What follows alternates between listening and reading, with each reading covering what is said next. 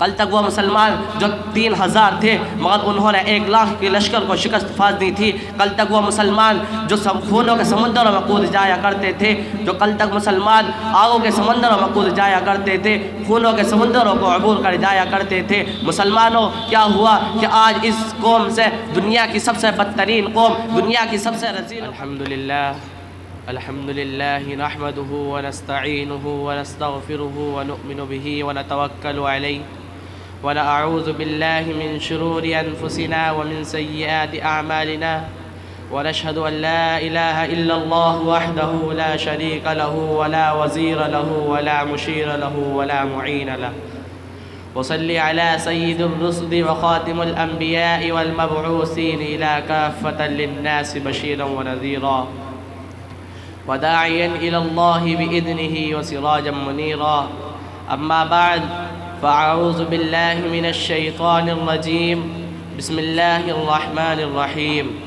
قال الله تعالى: واعتصموا بحبل الله جميعا ولا تفرقوا واذكروا نعمة الله عليكم إذ كنتم أعداء فألف بين قلوبكم فأصبحتم بنعمته إخوانا وكنتم على شفا حفرة من النار فأنقذكم منها كذلك يبين الله لعلكم تهتدون.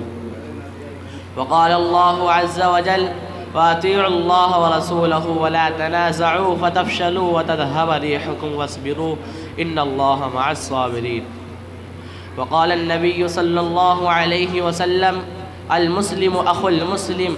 وقال النبي صلى الله عليه وسلم: المسلم كجسد واحد أو كما قال عليه الصلاة والسلام.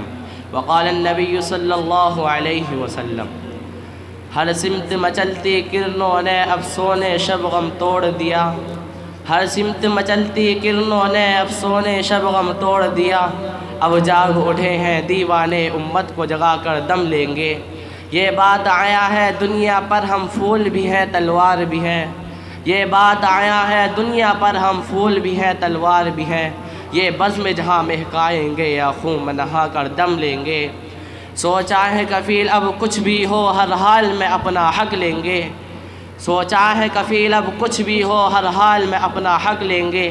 عزت سے جیے تو جی لیں گے یا جام شہادت پی لیں گے. میرا محترم بزرگ اور دوستوں اور امت مسلمہ کے غیور فرزندوں، آج اس مجلس کو منعقد کرنے کا سب سے بڑا مقصد، آج اس محفل کو منعقد کرنے کا سب سے بڑا مقصد اپنے مسلمان بھائیوں اور پوری امت مسلمہ کے غیور فرزندوں کے سامنے عالم الاسلام کے حالات کو بیان کرنا ہے اور انہیں یہ بتلانا ہے کہ آج اس وقت پوری دنیا میں ہم مسلمان کن کن مسائلوں کے شکار بنے ہوئے ہیں، کن حالات سے دوچار ہیں. مسلمان بچوں پر کیا بیت رہی ہے، آج مسلمان ماں اور بہنوں کے ساتھ کیا کچھ کیا جا رہا ہے. ان حالات میں ہم ان مسلمانوں کے لیے، ہم ان مسلمانوں کی حفاظت کے لیے کیا کچھ کر سکتے ہیں. اور یہ حالات کب آئے اور یہ حالات کیسے آئے اور یہ حالات کیوں آئے اور یہ حالات کب تک آتے رہیں گے، آج ان تمام باتوں پر غور کرنے کے لیے آج اس محفل کا انعقاد ہوا ہے.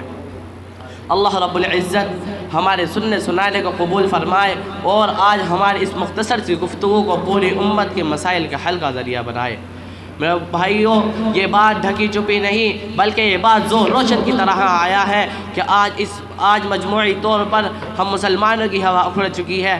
نہ ہی تو مسلمانوں کی کہیں عزت و عظمت ہے، نہ ہی مسلمانوں کا کہیں رعب و دبدبہ ہے.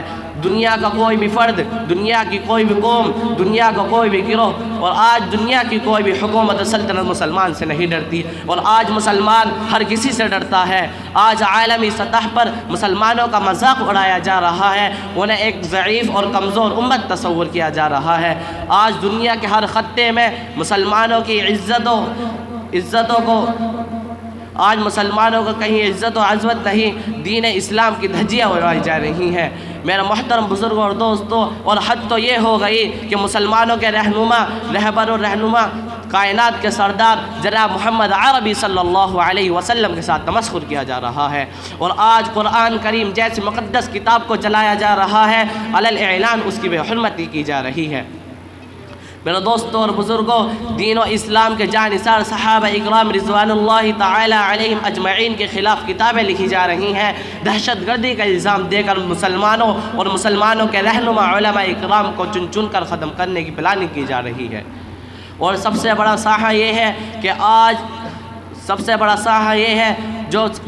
جو سرزمین جہاں پر مسلمانوں کا قلب باقی تھا، کل تک وہ سرزمین جہاں پر 1450 سال سے مسلمانوں کی جہاں پر مسلمانوں کا قلب باقی تھا، جو سرزمین جو 1450 سال سے مسلمانوں کا گڑھ چلی آ رہی ہے، جو سرزمین جہاں پر وحی کی برکات کا نزول ہوتا رہا ہے، آج اسی زمین میں سلیب کا زہر آلو خنجر گھونپنے کی کوشش کی جا رہی ہے۔ میرے بھائیوں، ذرا سوچو تو صحیح کہ آخر ایسا کیوں ہو رہا ہے؟ اتنا بڑا انقلاب کیسے آیا؟ آج پوری دنیا سے دین و اسلام اور مسلمانوں کی عزت و عظمت کیوں ختم ہو گئی؟ کل تک وہ مسلمان جن سے قیصر و کسرا جیسی سپر طاقتیں لرزتی تھیں، کل تک وہ مسلمان جو تھے صرف 313، مگر انہوں نے 1000 مسلحہ تجربہ کار کافروں کو شکست دے دی تھی۔ کل تک وہ مسلمان جو 3000 تھے، مگر انہوں نے 1 لاکھ کے لشکر کو شکست فاز دی تھی۔ کل تک وہ مسلمان جو خونوں کے سمندروں میں کود جایا کرتے تھے، جو کل تک مسلمان آگوں کے سمندروں میں کود جایا کرتے تھے، خونوں کے سمندروں کو عبور کر جایا کرتے تھے، مسلمانوں کیا ہوا کہ آج اس قوم سے، دنیا کی سب سے بدترین قوم، دنیا کی سب سے رذیل و کمین قوم، آج اس قوم سے اسرائیل جیسی ملعونہ ترین قوم بھی نہیں ڈرتی۔ کل تک یہی یہودی حضرت عمر رضی اللہ تعالی عنہ سے منتیں کیا کرتے تھے کہ اے عمر ہمیں خیبر سے نہ نکالو۔ جب حضرت عمر رضی اللہ تعالی عنہ نے ان کو وہاں سے نکالنے کا فیصلہ کیا تو ان میں سے ایک بوڑھے یہودی نے کہا کہ اے عمر، اللہ کے نبی صلی اللہ علیہ وسلم نے آپ کے سامنے کہا تھا کہ یہودیوں کو خیبر سے نہ نکالا جائے، بلکہ وہ مسلمانوں کو ٹیکس دیں گے اور اپنی زمین کی پیداوار کا کچھ حصہ دیں گے، تو پھر کیوں آپ ہمیں خیبر سے نکال رہے ہیں؟ تو حضرت عمر رضی اللہ تعالی عنہ نے فرمایا کہ اے اللہ کے دشمن، مجھے اللہ کے نبی صلی اللہ علیہ وسلم کا ایک فرمان یاد ہے، اور مجھے یہ بھی یاد ہے کہ جب اللہ کے نبی صلی اللہ علیہ وسلم نے تمہاری طرف اشارہ کر کے کہا تھا کہ ایک وقت وہ بھی آئے گا کہ مسلمان جب تمہیں خیبر سے نکالیں گے اور تمہاری اونٹنی تمہارے پیچھے دوڑتی ہوئی جا رہی ہوگی اور تمہارے عمامے تمہارے سروں پر اچھل رہے ہوں گے، میں تمہیں خیبر سے نکالوں گا اور خیبر کو پاک کروں گا۔ کل تک یہی یہودی ہم سے خیبر میں رہنے کے لیے منتیں کیا کرتے تھے، کل تک یہی یہودی ہم سے بھیک مانگتے تھے، آج ان یہودیوں کی یہ کیسا ہمت ہوئی جو فلسطین کے اندر مسلمانوں کے تقدس کو پامال کر رہے ہیں۔ میں اپنی بات کو شعر کے ساتھ ختم کرتا ہوں۔ باطل سے دبنے والے اے آسماں نہیں ہیں ہم، باطل سے دبنے والے اے آسماں نہیں ہیں ہم، 100 بار کر چکا ہے تو امتحان ہمارا۔ السلام علیکم۔